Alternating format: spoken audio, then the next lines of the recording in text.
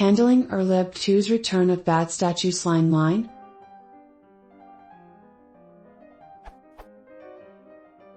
I've got a simple internet checker running, but it occasionally returns an error what I can't seem to handle. Here's the function.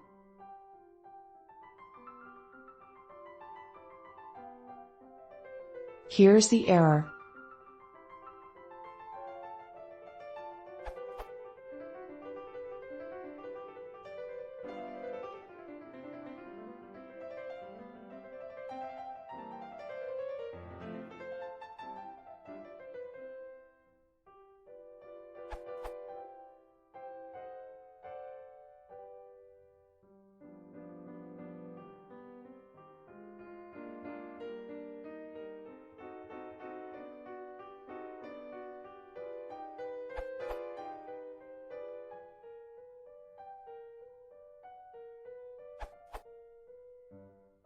How can I handle this error to return false? I'm wanting the internet underscore on function to return true if it connects, but if anything other than true it should return false.